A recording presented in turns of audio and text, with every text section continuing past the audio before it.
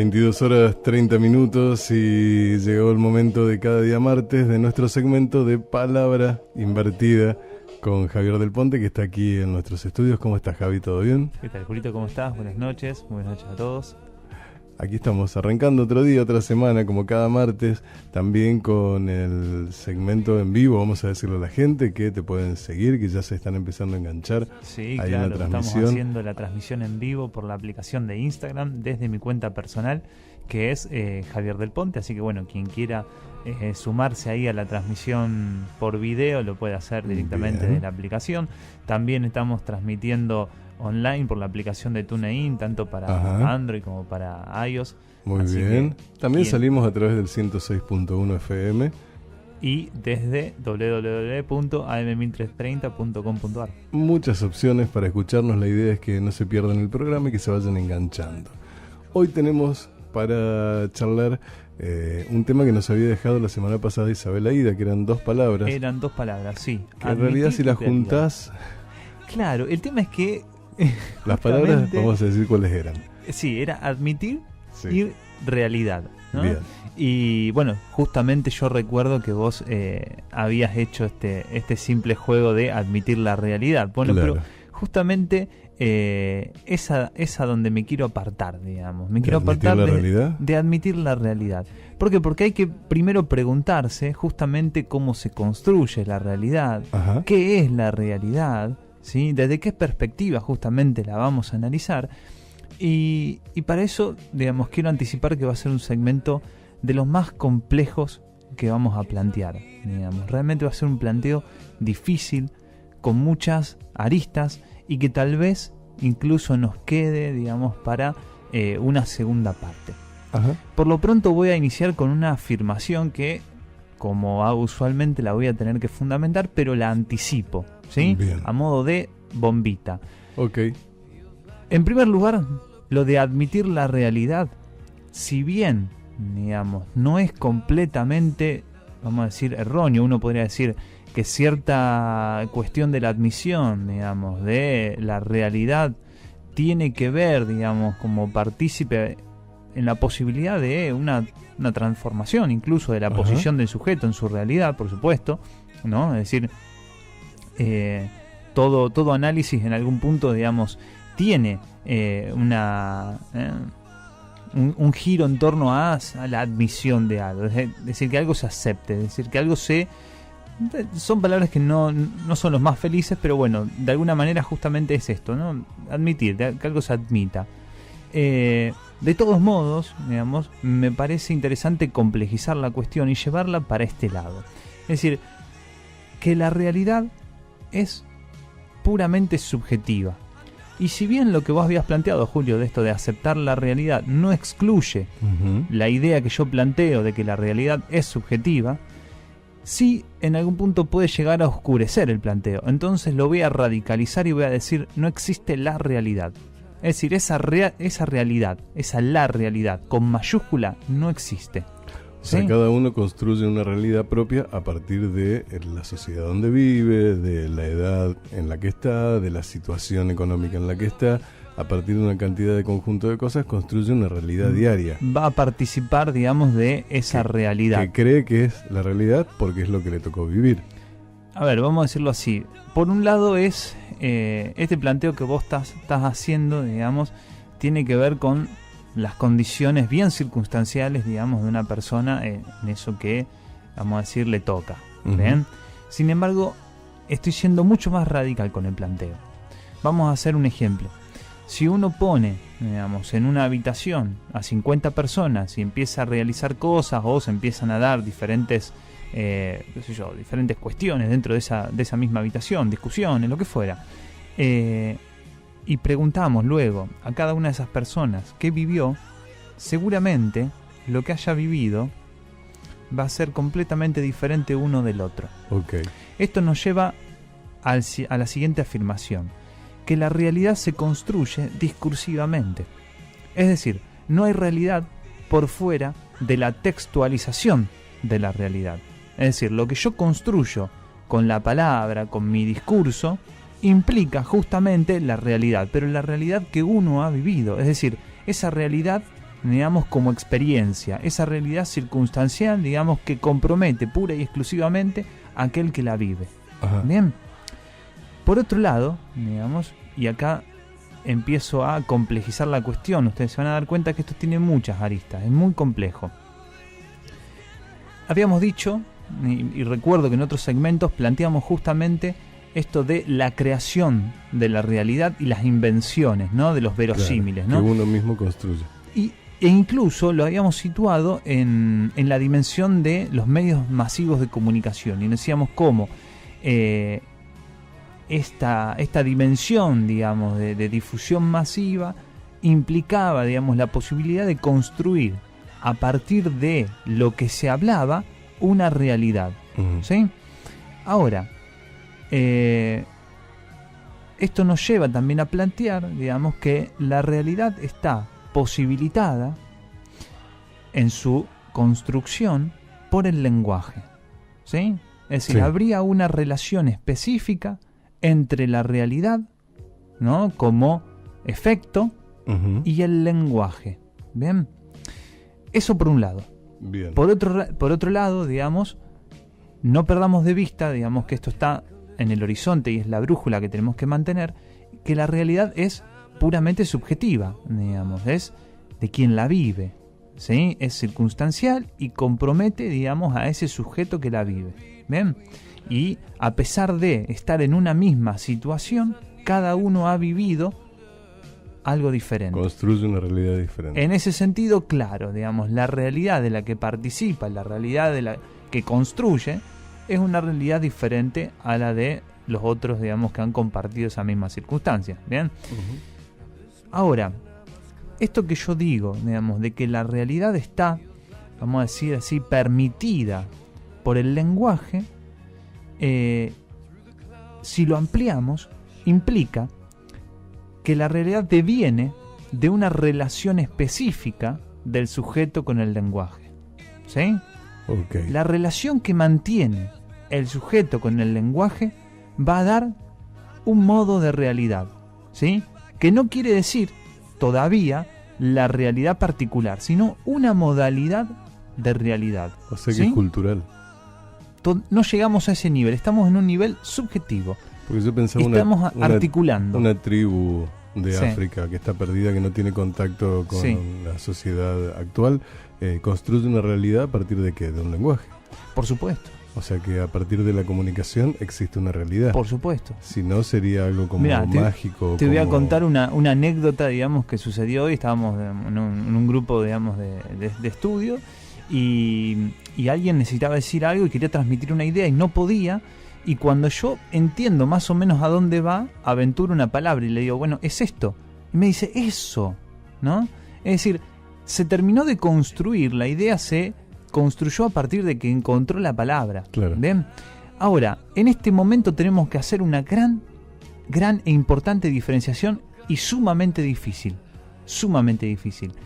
Es lo mismo plantear el lenguaje del discurso, el lenguaje de las significaciones, el lenguaje del diccionario y el lenguaje como estructura. No. Y ahí vamos a tener que justamente mostrar la diferencia.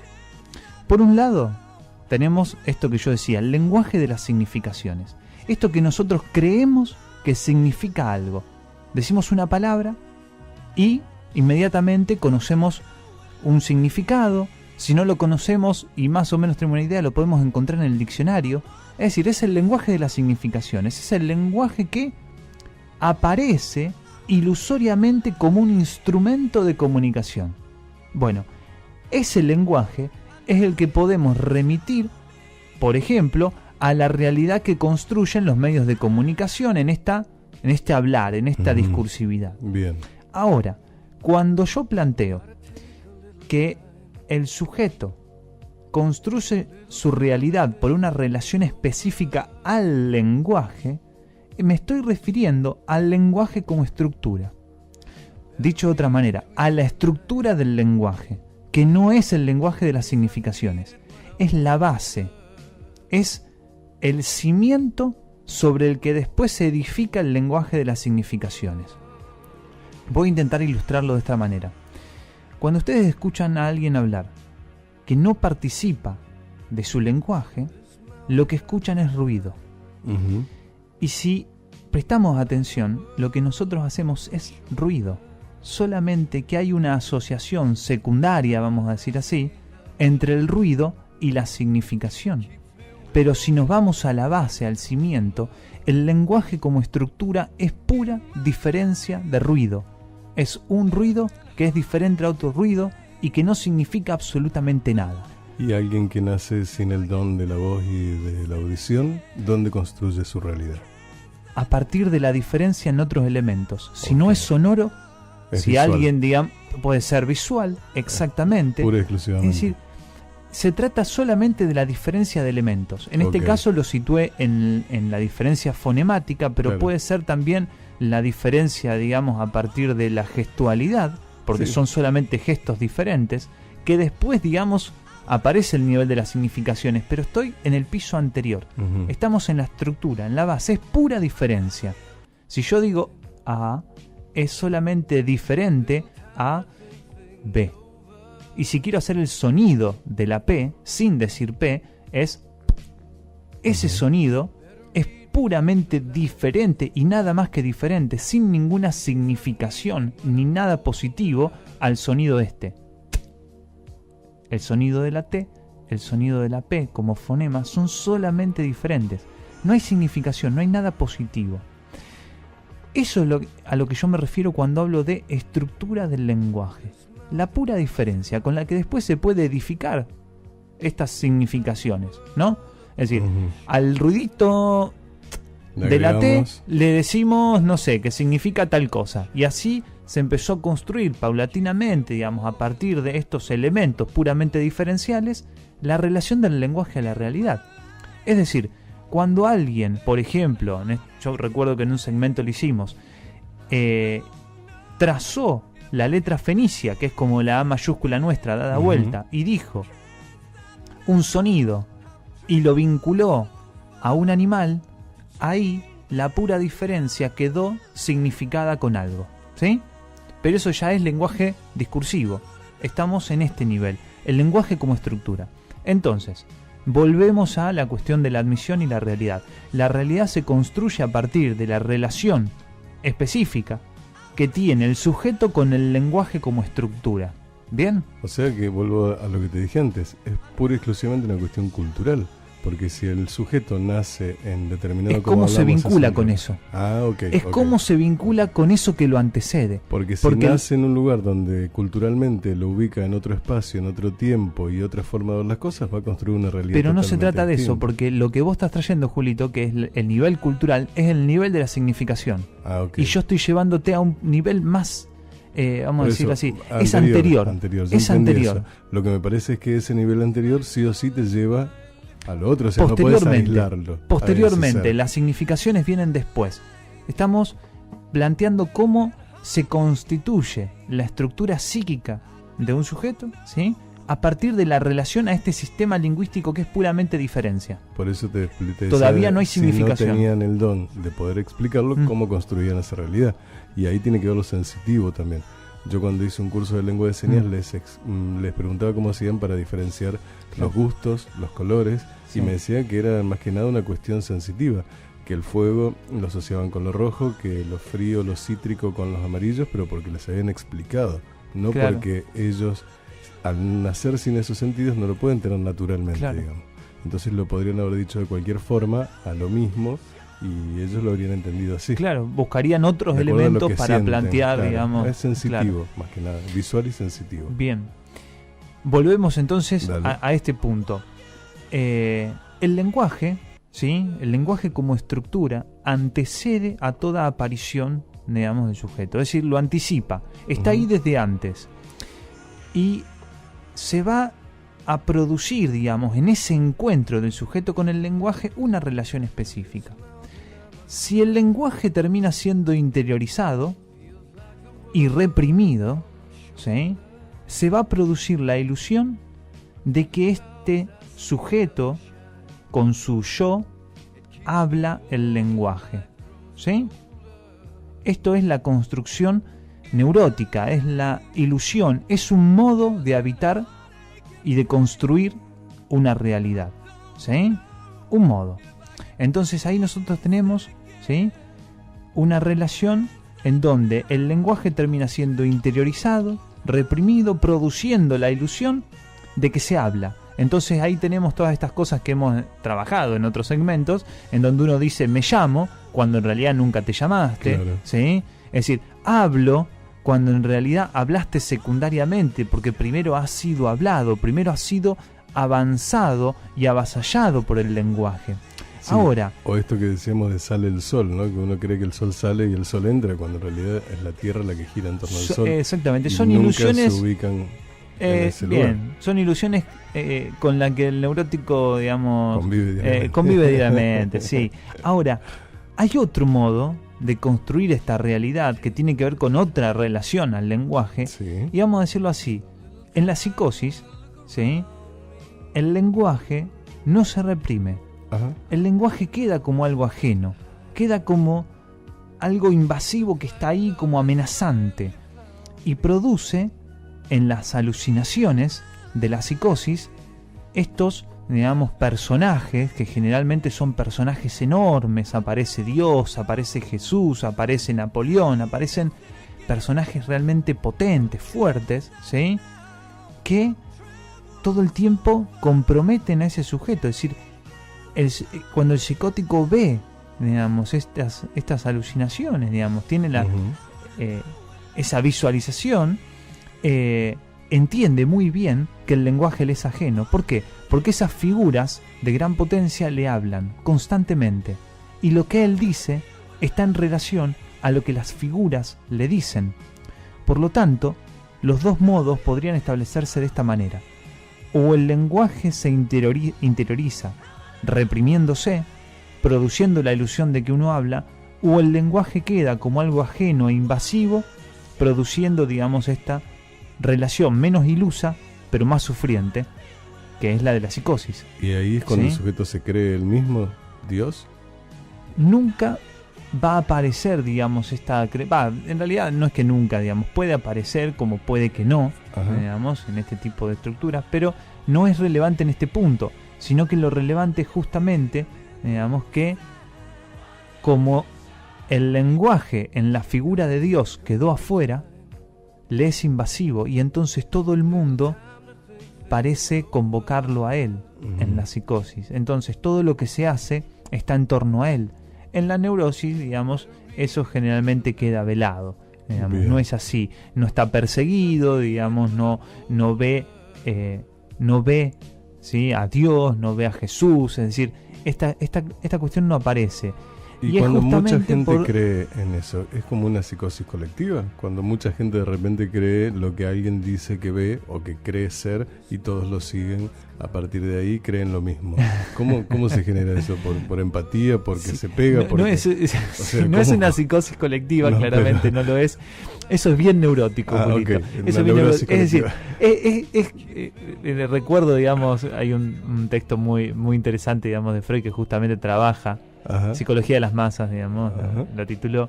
Y bueno, esto de que en la neurosis, digamos, siempre se busca una figura, digamos, una figura de autoridad, una figura a la cual responder. Es muy propio del neurótico buscarla, y es muy propio del psicótico querer eludirla un poquito. Okay. ¿No? Es decir, pensé que era creerle al neurótico. No, sino que jugando con esto que yo te decía, de que las alucinaciones de la psicosis tienen que ver, digamos, con esta relación al lenguaje, el lenguaje que es invasivo y que termina siendo encarnado en estas figuras. En la cuestión de la neurosis, digamos, siempre el neurótico busca figuras de autoridad, servirles a la figura de autoridad, querer sacrificarse por ellas, digamos, y justamente a partir de ahí aparecen estas masas con estos grandes líderes, digamos, que justamente, digamos, los manejan y los llevan en relación, digamos, a ciertos intereses que serían los ideales de toda la masa, ¿no?